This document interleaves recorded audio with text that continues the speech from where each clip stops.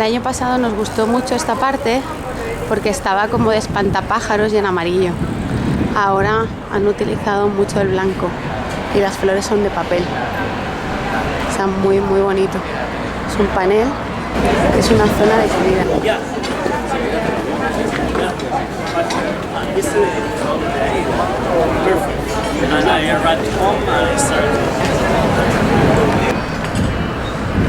Está hecho con cañas de bambú y con papel. El plato predominante es el blanco. Es como si fuera una capa, como un manto. La gente comiendo ahí. Está hecho de margarita hoy, de margaritas. Súper bonitas. Están un poco pochas porque hace mucho calor.